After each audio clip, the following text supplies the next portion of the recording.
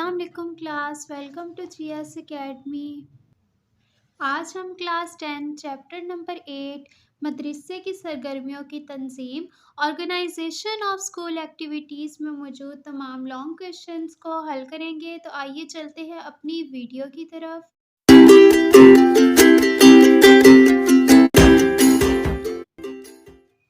प्यारे बच्चों, question number 1 है निसाबी और हम निसाबी सरगर्मियों में फ़र्क बयान कीजिए। मिसालें देकर अपने जवाब की वजाहत भी करें। यानी हमने निसाबी और हम निसाबी सरगर्मियों में फ़र्क बयान करना है, डिफरेंस बयान करना है और उन डिफरेंस को हमने एग्जाम्पल के साथ प्रेफर करना है। तो आइए चलते हैं अपने जवाब की तरफ। मदरसा में होने वाली सरगर्मियाँ मुख्तलिफ़ किस्म की होती हैं। इनको 3 हिस्सों में तकसीम किया जा सकता है, ठीक है। जो स्कूल में एक्टिविटीज़ होती हैं बेसिकली वो 3 टाइप्स की होती हैं। तो उन्होंने कहा है जो अलिफ है मीन्स कि जो पहली है वो है इंतज़ामी सरगर्मियाँ जो ऑर्गेनाइजेशन पे बेस करती है। दूसरी है हम निसाबी सरगर्मियाँ और तीसरी है निसाबी सरगर्मियाँ। और वो कहते हैं निसाबी और हम निसाबी सरगर्मियों का फ़र्क दर्ज झैल है। तो सबसे पहले हम आते हैं निसाबी सरगर्मियाँ। वो सरगर्मियाँ तजुर्बात और फ़आलतें जो बराह रास्त मौजूदा तक मुकर्रर निसाब से ताल्लुक़ रखती हैं, जो निसाब पे बेस करती हैं। ये सरगर्मियाँ अमूमन कमरा जमात में तदरीस व तालीम और मुतल्लिक़ा मज़मून से मरबूत होती है। मसलन कमरा जमात में दिए जाने वाले असबाक, घर का काम, इम्तिहान और साइंसी तजुर्बात वगैरह निसाबी सरगर्मियाँ कहलाती हैं। इसका मतलब ये है जो आपको क्लास में एक्टिविटी दी जाती है या घर का काम दिया जाता है, एग्ज़ाम्स होते हैं जो आपके करिकुलम या निसाब में मौजूद होते हैं। और जो साइंस के बच्चे होते हैं वो एक्सपेरिमेंट कहलाते हैं। वो सब जो निसाब में मौजूद होता है एक्चुअल वो निसाबी सरगर्मियाँ कहलाती हैं।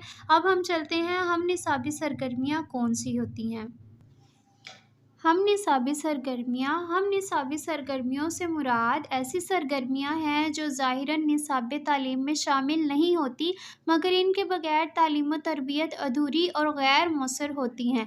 मीन्स कि ये आपके निसाब में मौजूद नहीं होती लेकिन इनके बगैर आपकी तालीम बिल्कुल अधूरी होती है। अगरचा इनकी तदरीस दीगर मज़ामीन की तरह कमरे जमात में नहीं होती लेकिन इन सरगर्मियों की बदौलत बच्चों की ज़हनी, जिस्मानी, अखलाकी और मुआशरती नशोनुमा होती है। गोया ये निसाब की तकमील में मुआवन और मददगार साबित होती हैं। तालीम से मुतल्लिक वो तमाम सरगर्मियाँ जो स्कूल की इमारत के अंदर या बाहर सरअंजाम पाती हैं हम निसाबी सरगर्मियाँ कहलाती हैं। मीन्स कि वो कह रहे हैं आपके स्कूल में कोई एक्टिविटी हो रही है, भागने की रेस लग रही है, वो भी एक एक्टिविटी है। तो वो बच्चे की ज़हनी, जिस्मानी नशोनुमा के लिए इस्तेमाल होती है। बेसिकली वो हम निसाबी सरगर्मी कहलाती है। अब इसकी दूसरी डेफिनेशन आती है वो तजुर्बात जो तलबा को मनसूबाबंदी यानी प्लानिंग करने और इसके नफाज में मशगूल रखते हैं, जो तलबा की दिलचस्पियों का मुजाहिरा होते हैं और तलबा को सोसाइटी का एक ज़िम्मेदार फ़र्द बनाने में स्कूल के ज़ेर निगरानी एक अहम किरदार अदा करते हैं, वो हम निसाबी सरगर्मी कहलाते हैं। हम निसाबी सरगर्मियों की इस्तिलाह नहीं है, यानी ये नई नई ईजाद हुई हैं। पहले इन सरगर्मियों को गैर निसाबी सरगर्मियाँ, गैर तदरीसी सरगर्मियाँ यानी जो टीचिंग मेथड में यूज़ नहीं होती, क्लास से बाहर की सरगर्मियाँ और गैर जमायती सरगर्मियाँ, मुआवन निसाबी सरगर्मियाँ, ज़मनी सरगर्मियाँ और समाजी सरगर्मियों के नामों से पुकारा जाता था। इन नामों की वजह से इनकी अहमियत पर तवज्जो नहीं दी जाती थी लेकिन मौजूदा दौर में इनकी अहमियत के पेश नज़र इनको हम निसाबी सरगर्मियाँ कहा गया है। यानी ये निसाब का हिस्सा ही हैं और अहमियत का हामिल हैं, इसलिए इनको हम निसाबी सरगर्मियों से पुकारा जाता है। इनके बगैर बच्चे की ज़हनी, जिस्मानी नशोनुमा मुमकिन नहीं है। तो ये निसाब में बेसिकली मौजूद नहीं होती लेकिन ये अहमियत की हामिल ज़रूर होती हैं। तो इसके साथ ये डिफरेंस क्लियर हो गया। अब हम चलते हैं क्वेश्चन नंबर 2 की तरफ। क्वेश्चन नंबर 2 है हम निसाबी सरगर्मियों के इंतज़ाम की ज़रूरत क्यों पेश आती है वाज़िया करें। यानी वो कह रहे हैं जो हम निसाबी सरगर्मियाँ हैं उनको ऑर्गेनाइज़ करने की ज़रूरत क्यों होती है, हमने वाज़िया करना है। तो आइए चलते हैं इसके जवाब की तरफ। हम निसाबी सरगर्मियों की ज़रूरत और क्या अहमियत। نصابی سرگرمیوں کے ساتھ ساتھ بچوں کو ہم نصابی سرگرمیوں کی ضرورت پیش آتی ہے۔ اس کی چند وجوہات درج ذیل ہیں۔ وہ کہہ رہے ہیں جو کریکولم میں موجود ہوتے ہیں ان سرگرمیوں کے ساتھ ساتھ بچوں کو ان سرگرمیوں کی بھی ضرورت ہوتی ہے جو کریکولم میں موجود نہیں ہوتی، ٹھیک ہے؟ تو ان کی وجوہات کچھ درج ذیل ہیں۔ پہلی وجوہات ہے مہارت یعنی اسکلز ہونا۔ کمرہ جماعت میں مختلف مضامین میں مہارت حاصل کی جاتی ہے لیکن بچے کی شخصیت و کردار کے مختلف پہلو اجاگر نہیں ہوتے۔ مطلب وہ کہہ رہے ہیں مختلف مضامین میں مہارت تو حاصل ہوتی ہے کمرہ جماعت میں، لیکن بچے کی جو سی شخصیت ہے اس کے کردار کے مختلف پہلو اجاگر نہیں ہوتے، ان میں اسکلز نہیں ہوتی، اس لیے ہم نصابی سرگرمیاں ضروری ہیں۔ پوائنٹ نمبر 2 ہے استعمال۔ بچوں کی جسمانی حرکات و توانائی کا تناسب انداز میں استعمال نہیں ہو پاتا جس سے بچوں میں غصہ اشتعال پیدا ہوتا ہے۔ یعنی وہ کہہ رہے ہیں اگر ہم نصابی سرگرمیوں کی اہمیت کو نہیں جانتے تو اس سے بچوں میں غصہ پیدا ہو جاتا ہے، اشتعال پیدا ہو جاتا ہے اور وہ اپنی جسمانی حرکات و توانائی کو استعمال نہیں کر پاتا، ٹھیک ہے؟ اس لیے ہم نصابی سرگرمیاں ضروری ہیں۔ پوائنٹ نمبر 3 ہے اصولوں کا اطلاق۔ ان کی صحت و صفائی کے اصولوں کا اطلاق نہیں ہوتا جس کی وجہ سے بیماریاں پیدا ہوتی ہیں اور تعلیم مؤثر نہیں ہوتا۔ یعنی وہ کہہ رہے ہیں کہ اگر ہم نصابی سرگرمیوں کا استعمال نہیں کریں گے تو آپ کی صحت و صفائی کے جو ان سے اصول ہوتے ہیں اس کا استعمال نہیں ہو پا رہا ہوتا، اس لیے آپ ایک جگہ بیٹھتے رہتے ہیں بچے اور اپنی جسمانی حرکات کو استعمال میں نہیں لاتے جس کی وجہ سے وہ مختلف بیماریوں کا شکار ہو جاتے ہیں۔ پوائنٹ نمبر 4 ہے پیشوں سے آگاہی یعنی پروفیشن کا پتہ ہونا۔ نصابی سرگرمیوں سے افراد کو پیشوں کے متعلق آگاہی نہیں ہوتی جبکہ ہم نصابی سرگرمیوں افراد کو پیشوں کے متعلق معلومات دیتی ہیں۔ وہ کہہ رہے ہیں نصابی سرگرمیاں جو ہوتی ہیں نا وہ بس بچے کو کتاب کے بارے میں مضامین کے بارے میں بتاتی ہیں جبکہ ہم نصابی سرگرمیاں بچے کو اس کی پروفیشن کے متعلق آگاہ کرتی ہیں۔ آگے پوائنٹ نمبر 5 ہے جو کہ لاسٹ پوائنٹ ہے نصابی سرگرمیوں کی وجہ سے طلبہ کو فارغ وقت نہیں ملتا، اگر ہوتا تو اس سے مناسب استعمال میسر نہیں ہوتا، لہٰذا ہم نصابی سرگرمیوں کی ضرورت پیش آتی ہے کیونکہ فارغ وقت میں ہم نصابی سرگرمیوں کی ضرورت کی وجہ سے بچے کی جسمانی حرکات کو کام میں لا سکتے ہیں۔ اس کے ساتھ ہی کویشچن نمبر 2 کا آنسر یہیں کمپلیٹ ہوتا ہے۔ اب ہم چلتے ہیں کویشچن نمبر 3 کی طرف۔ کویشچن نمبر 3 ہے بزم ادب کے انعقاد کے لیے کس قسم کے انتظامات کی ضرورت ہوگی؟ یعنی وہ کہہ رہے ہیں لٹریچر کے ادب کے لیے کس قسم کے آرگنائزیشن کی ضرورت ہوگی، ہم نے وہ واضح کرنا ہے۔ تو آئیے چلتے ہیں اپنے جواب کی طرف۔ بزم ادب اور انتظامات۔ بزم ادب کا اہتمام ہر مدرسے میں ہونا چاہیے تاکہ ابتدا ہی سے بچوں کو اپنے علاقائی یا قومی زبان پر اظہار خیالات کی تربیت حاصل ہو جائے۔ یعنی وہ کہہ رہے ہیں لٹریچر کا اہتمام ہر مدرسے میں یا اسکول میں اسٹارٹنگ پوائنٹ پہ ہی ہونا چاہیے تاکہ بچوں کو اپنی قومی زبان کے بارے میں اور علاقائی زبان کے بارے میں، علاقائی کا مطلب یہ ہے علاقے کے لحاظ سے جو زبان ہوتی ہے، جو لینگویج ہوتی ہے اس کے بارے میں ان کی تربیت ہو سکے اور ان میں اتحاد اور تنظیم کی عادات راسخ ہو سکیں، یعنی انتظام کرنا، آرگنائزیشن کرنا اور اکٹھے ہو کر چلنے کی تربیت اور عادات پیدا ہو سکیں۔ اس مقصد کے لیے ہر جماعت کی علیحدہ بزم ادب ہو اور پورے مدرسے کی ایک بڑی بزم ادب ہو۔ وہ کہہ رہے ہیں اس مقصد کے لیے، ٹھیک ہے، ہر جماعت کی ہر کلاس کی الگ الگ کیٹیگریز ہوتی ہیں تو اس لحاظ سے ہر کلاس کی الگ الگ بزم ادب کا ایک مدرسہ ہو یا ادارہ ہو اور پورے مدرسے کی ایک بڑی بزم ادب ہو۔ جماعتی بزم ادب اور اسکول بزم ادب کے جلسے مہینے میں 1 یا 2 بار مختلف اوقات میں منعقد کیے جائیں۔ وہ کہہ رہے ہیں کلاس کے حوالے سے اور اسکول کے حوالے سے جو بزم ادب کا پورا پروگرام ہوتا ہے وہ مہینے میں 1 یا 2 بار منعقد کیا جائے تاکہ بچے اس میں انٹرسٹ لے سکیں۔ بزم ادب کے جلسوں کے لیے ہفتے کے کسی دن کا آخری گھنٹہ ہو جو دوسرے گھنٹوں سے لمبا ہو تاکہ بزم ادب کی کارروائی اطمینان سے پوری ہو سکے۔ وہ کہہ رہے ہیں کہ جو سے بزم ادب کا سارا پروگرام ہے وہ دوسری کلاسز یا لیکچر سے بڑا ہونا چاہیے یا گھنٹوں سے بڑا ہونا چاہیے تاکہ بزم ادب کا جو سا پروگرام ہے وہ اطمینان سے پورا کمپلیٹ ہو سکے۔ بزم ادب کے عنوانات جماعت کا استاد خود تجویز کرے اور ان کے بارے میں طلبہ کی رہنمائی رہنمائی کرے۔ وہ کہہ رہے ہیں بزم ادب کے جو ان سا کنٹینٹ ہوتا ہے وہ جماعت کا استاد جو کلاس کا ٹیچر ہوتا ہے وہ خود بچوں کو بتائے تاکہ بچوں کی اس میں اچھے سے گائیڈنس ہو سکے۔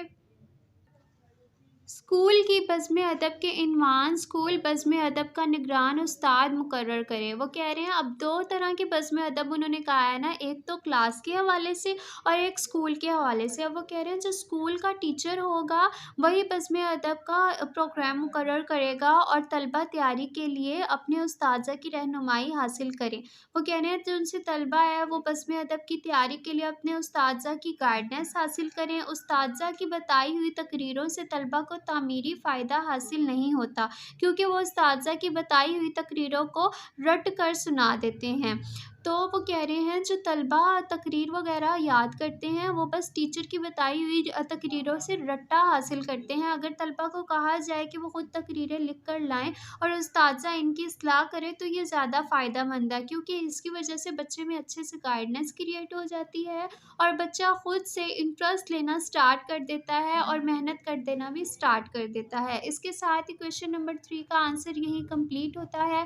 اب ہم چلتے ہیں کویشچن نمبر 4 کی طرف۔ کویشچن نمبر 4 ہے ہم نصابی سرگرمیوں کے ذریعے طلبہ میں کون سی اوصاف فروغ پاتے ہیں، کون سی کوالٹیز کریٹ ہوتی ہیں، مثالوں سے وضاحت کریں۔ اب ہم نے ایگزامپل سے ان کو واضح کرنا ہے، تو آئیے چلتے ہیں اپنے جواب کی طرف۔ ہم نصابی سرگرمیاں اور اوصاف۔ ہم نصابی سرگرمیاں نظام تعلیم میں مرکزی حیثیت رکھتی ہیں۔ ہم نصابی سرگرمیوں کا مقصد تعلیمی مقاصد کو ہی حاصل کرنا ہے۔ تعلیم صرف درسی کتب یا تدریسی نظام کے ذریعے حاصل نہیں کی جا سکتی۔ یہاں پہ وہ کہہ رہے ہیں جو ہم نصابی سرگرمیاں اس کو بھی بہت زیادہ اہمیت حاصل ہے۔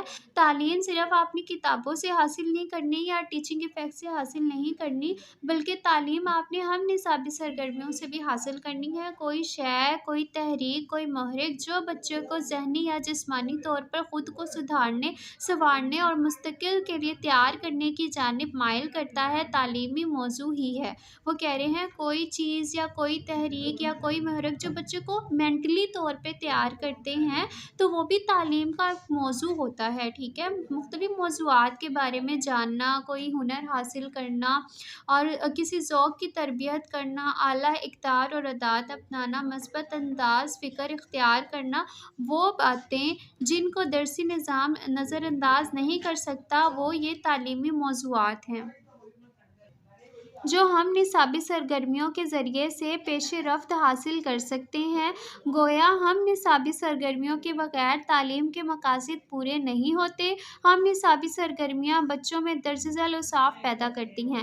وہ کہہ رہے ہیں کہ یہاں پہ کسی ذوق کی تربیت کرنا مطلب کسی شوق کی تربیت کرنا، بچے کا انٹرسٹ جس طرف ہے اس انٹرسٹ کی تربیت کرنا اور اس میں عادات اپنانا، اس میں پازیٹیوٹی لانا، یہ سب کچھ تعلیم کا موضوع ہے۔ اور ہم نصابی سرگرمیوں سے بچوں میں جو اوصاف یا کوالٹیز کریٹ ہوتی ہیں وہ درج ذیل ہیں، تو آئیے ان کوالٹیز کی طرف نظر رکھتے ہیں۔ نمبر 1 ہے سماجی تربیت۔ ہم نصابی سرگرمیاں بچوں میں معاشرتی عادات پیدا کرتی ہیں۔ ایک بچہ جب ہم نصابی سرگرمیوں مثلاً کھیلوں، آداب، تقاریر وغیرہ میں حصہ لیتا ہے تو وہ دوسروں کے حقوق کا خیال رکھتا ہے، اپنی باری کا انتظار کرتا ہے، دوسروں کو بہت سی چیزوں کو معاف کر دیتا ہے، دوسروں سے تعاون کرتا ہے، ٹیم کی خاطر اپنی عزت کو سامنے نہیں رکھتا بلکہ ٹیم کے لیے کام کرتا ہے۔ اس طرح اس میں سماجی عادات پیدا ہوتی ہیں۔ وہ کہہ رہے ہیں جب ہم نصابی سرگرمیوں میں بچوں کو حصہ دیا جاتا ہے تو بچے اپنے سے زیادہ دوسروں کا خیال کرتے ہیں اور اپنی عزت نفس کو بیچ میں نہیں لاتے بلکہ دوسروں کو درگزر کرنا سیکھ جاتے ہیں۔ اس لیے ہم نصابی سرگرمیوں میں بچوں میں سماجی تربیت کی کوالٹی کریٹ ہوتی ہے۔ اب ہم چلتے ہیں کوالٹی نمبر 2 کی طرف۔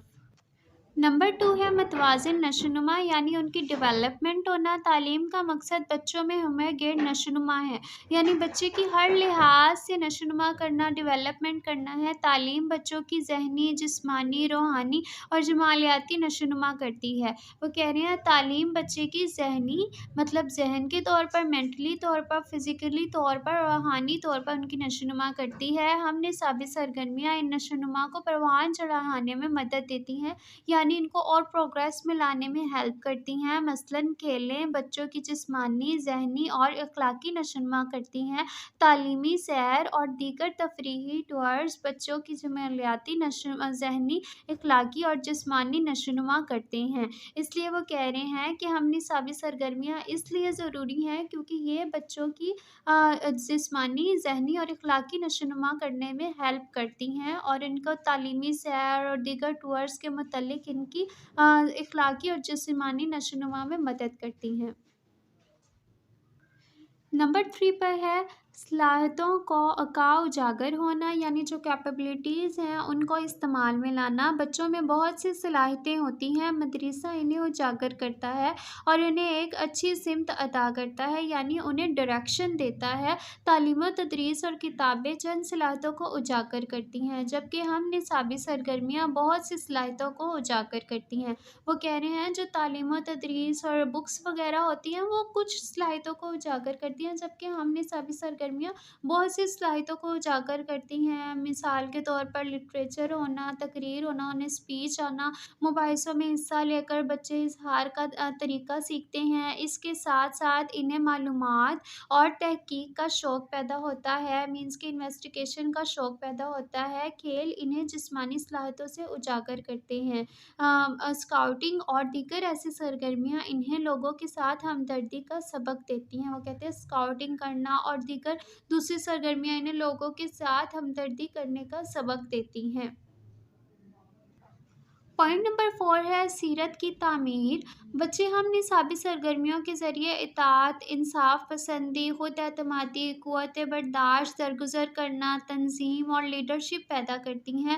اس ذریعے سے بچوں کی سیرت کی تعمیر احسن طریق سے ہوتی ہے۔ وہ کہہ رہے ہیں کہ بچے میں ہم نصابی سرگرمیوں کے ذریعے اطاعت، انصاف پسندی، یعنی انہیں رولز ریگولیشن کا پتہ چل جاتا ہے، انہیں خود پہ کانفیڈنٹ آنا سٹارٹ ہو جاتا ہے، انہیں بیئر کرنے کی ان میں صلاحیت کریٹ ہو جاتی ہے، کسی کو معاف کرنے کی صلاحیت کریٹ ہو جاتی ہے، ہم نے اپنی ٹیم کو آرگنائز کیسے کرنا ہے اس کی صلاحیت ان میں پیدا ہو جاتی ہے۔ تو اس کے ذریعے بچوں کی سیرت کو احسن طریقے سے، مینس کہ بہت خوبصورت طریقے سے ڈیکور کیا جا سکتا ہے۔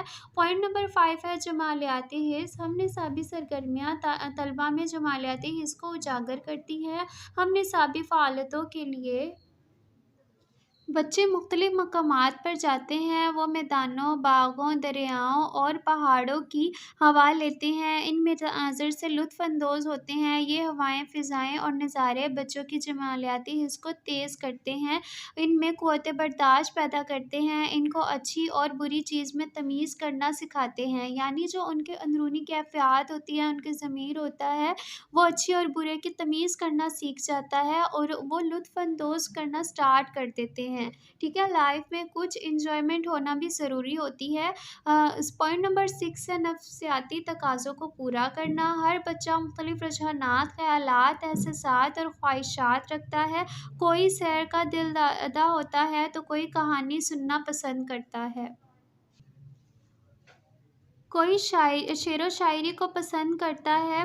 ہم نصابی سرگرمیاں سب کی خواہشات کی تکمیل کرتی ہے۔ ہر بچہ اپنی خواہش کی تکمیل کسی نہ کسی ہم نصابی سرگرمیوں کے ذریعے کر لیتا ہے، مینس کہ ہم نصابی سرگرمیوں میں تقریریں وغیرہ یہ سب کچھ شامل ہوتا ہے۔ آپ اپنے بارے میں کچھ بتاتے ہو تو بچہ بولنا سب سے زیادہ سیکھ جاتا ہے، اسے الفاظ کا تلفظ پیدا ہو جاتا ہے کہ میں نے الفاظ کو کس طرح کیری کرنا ہے، اور وہ اپنے خواہشات کا اظہار بھی کرتا ہے۔ تو ہم نصابی سرگرمیاں اس کی خواہشات کی تکمیل کے لیے بھی استعمال ہوتی ہیں۔ آگے پوائنٹ نمبر 7 ہے کر کے سیکھنا اور سیکھ کر کرنا۔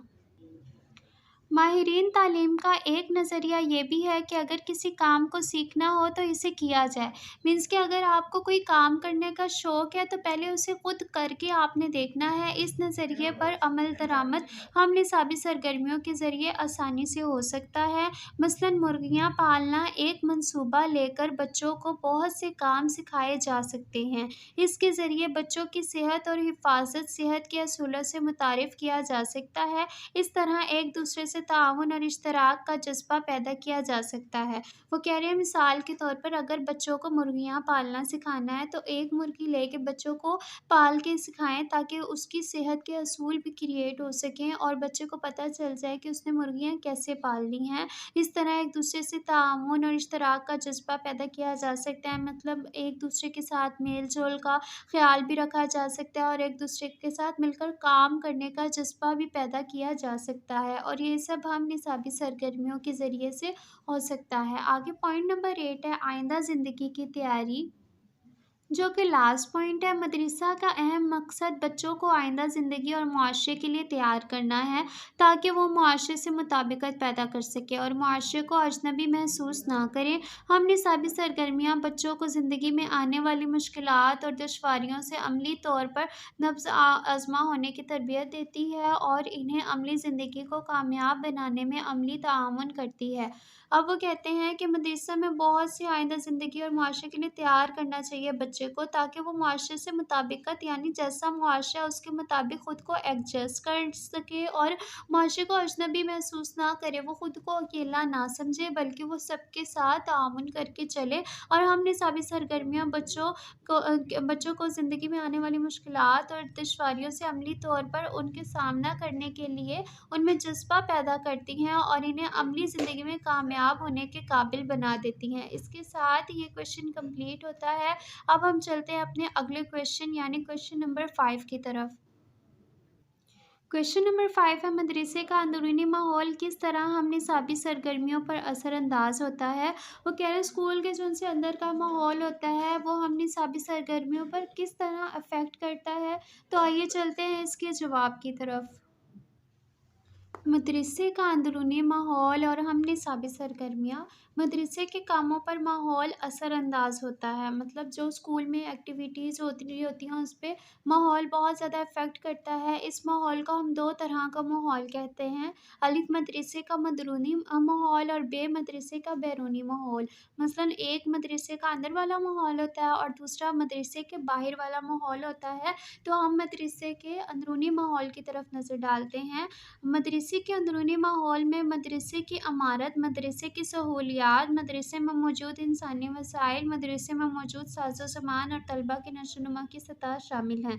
अब अंदर के माहौल की बात हो रही है तो बेसिकली वो इमारत पे बेस कर रही है, मदरसे की सहूलियात जो फैसिलिटीज़ उन्होंने दी हुई हैं, क्लासेस में इन्वायरमेंट कैसा है, मदरसे में मौजूद इंसानी वसाइल कैसे हैं जो इंसान को प्रेफर करते हैं और मदरसे में मौजूद सामान कौन सा है और तलबा की डेवलपमेंट की सतह शामिल है। हम निसाबी सरगर्मियाँ और असरात मदरसे के कामों में मदरसे का अंदरूनी माहौल और बैरूनी माहौल असरअंदाज होते हैं। वो कह रहे हैं मदरसे के कामों पर मदरसे के दोनों माहौल इफ़ेक्ट करते हैं। तो आइए चलते हैं उन असरात की तरफ। मदरसे का अंदरूनी माहौल का हम निसाबी सरगर्मियों पर असर का जायज़ा दर्ज झैल है। नंबर 1 पे है ड्रामा। ड्रामा हम निसाबी सरगर्मियों में शामिल है। अगर तलबा कोई ड्रामा करने चाहें तो मदरसे में हॉल ना हो तो ड्रामा कराने के लिए बहुत सी मुश्किलात पैदा होंगी और मुमकिन है ड्रामा स्टेज ना हो सके। वो कह रहे हैं कि अगर बच्चों ने ड्रामा करना है तो बेसिकली वो हम निसाबी सरगर्मियाँ, ड्रामा में कोई भी कैटेगरीज हो सकती है या वो स्पीच भी कर सकते हैं।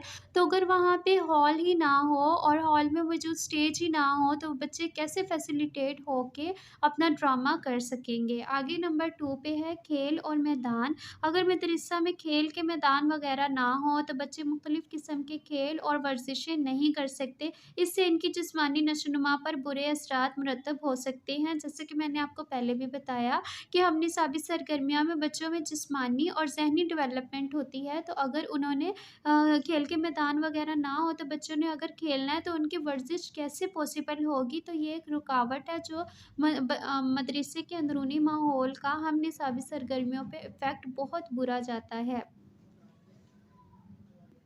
پوائنٹ نمبر 3 ہے ماہر اساتذہ اور سرگرمیاں۔ بعض اوقات مختلف سرگرمیوں کے لیے ماہر اساتذہ یا متعلقہ افراد نہیں ہوتے، جس سے خاص سرگرمیاں جاری نہیں ہو پاتی۔ اس سے طلبہ کی صحت متاثر ہوتی ہے۔ اب مثال کے طور پر انہوں نے کرکٹ کھیلنا ہے، یہ بھی ہم نصابی سرگرمیاں وغیرہ ہوتی ہیں، تو اس کے لیے ٹیچرز یا ماہر اساتذہ نہیں ہوتے، جس کی وجہ سے بچوں کی خاص سرگرمیوں پہ عمل درآمد نہیں ہو پاتا، اس سے ان کی صحت متاثر ہو سکتی ہے۔ پوائنٹ نمبر 4 ہے انتظامیہ اور ہم نصابی سرگرمیاں۔ ہم نصابی سرگرمیاں منظم کرنے کے لیے انسانی وسائل کی ضرورت بھی ہوتی ہے۔ ان میں بہت سے لوگ ہیں۔ انتظامیہ اہم کردار ادا کرتی ہے۔ مختلف سرگرمیوں کے لیے صدر معلم کا رویہ، دلچسپی، رجحان اور ذاتی کردار بڑی اہمیت کا حامل ہے۔ اس کا انحصار طلبہ پر دو درس انداز مرتب کرتا ہے۔ وہ کہہ رہے ہیں آرگنائزیشن کے لیے ہم نصابی سرگرمیوں میں مختلف قسم کے لوگوں کا ماہر ہونا بہت زیادہ ضروری ہے۔ اگر مختلف سرگرمیوں کے لیے معلم یا ٹیچر وغیرہ دلچسپی نہیں رکھیں گے، ان کا ذاتی کردار نہیں ہوگا جو کہ بہت زیادہ اہمیت کا حامل ہوتا ہے، تو اس کے انکار پر یہ جو ہم نصابی سرگرمیاں ہیں بہت بڑا ایفیکٹ کرتی ہیں۔ تو اس کے انتظام کے لیے ماہر اساتذہ کا اور آرگنائزیشن کا ساتھ ہونا بہت زیادہ ضروری ہے۔ پوائنٹ نمبر 5 ہے جو کہ لاسٹ پوائنٹ ہے عملہ مدرسے۔ مدرسے میں صدر معلم اساتذہ اور عملہ مدرسے ہوتے ہیں۔ عملہ مدرسہ یہ لوگ ماہر نہ ہوں یا ہوں وہ ہم نصابی سرگرمیوں میں دلچسپی نہ لیں تو ہم نصابی سرگرمیوں کا انتظام مشکل ہو جائے گا۔ اب صدر معلم اساتذہ اور عملہ مدرسے وغیرہ اسکول میں یا مدرسے میں موجود ہوتے ہیں۔ عملہ مدرسے یہ لوگ وہ ہوتے ہیں جو ماہر ہوں یا نہ ہوں لیکن ہم نصابی سرگرمیوں میں دلچسپی نہیں لیتے، تو ہم نصابی سرگرمیوں کا جو انتظام ہوتا ہے وہ بہت زیادہ مشکل ہو جاتا ہے۔ اس کے ساتھ ہی کویشچن نمبر 5 کا آنسر یہی کمپلیٹ ہوتا ہے۔ اب ہم چلتے ہیں کویشچن نمبر 6 کی طرف۔ کویشچن نمبر 6 ہے سماجی اور ثقافتی اقدار کیوں کر ہم نصابی سرگرمیوں پر اپنا اثر مرتب کرتی ہیں۔ وہ کہہ رہے ہیں کلچر اور سماج یعنی سوسائٹی ہے وہ ہم نصابی سرگرمیوں پر کیسا اثر مرتب کرتی ہیں، تو آئیے چلتے ہیں اس کے جواب کی طرف۔ سماجی اور ثقافتی اقدار اور اثرات مدرسے کے بیرونی میں بہت سی چیزیں شامل ہیں، مطلب مدرسے کا جو بیرونی ماحول ہوتا ہے اس میں بہت سی چیزیں شامل ہوتی ہیں جو ہم نصابی سرگرمیوں پر اثر انداز ہوتی ہیں۔ ان میں سماجی اور ثقافتی قدرے بھی شامل ہیں، ان کا جائزہ درج ذیل ہے۔ نمبر 1 پہ ہے پردہ۔ ہمارے ملک میں مخلوط تعلیم کی ہمیشہ مخالفت کی جاتی ہے۔ ہم نصابی سرگرمیوں میں طلبہ اور طالبات اکٹھے کام کرتے ہیں جو معاشرے کے لیے پسندیدہ فعل نہیں ہے، یعنی لڑکیاں اور لڑکے اکٹھے کام کرتے ہیں تو جو معاشرہ پسند نہیں کرتا، مثلاً بچے کوئی ڈرامہ کرنا چاہتے ہیں، اس میں عورتوں کے کردار بھی ہوں گے لیکن ہمارا معاشرہ وہ کردار ادا کرنے پر خوش نہیں ہوتا، تو اس لیے ہم نصابی سرگرمیاں سماج اور ثقافت کے لحاظ سے ڈسٹرب ہوتی ہیں۔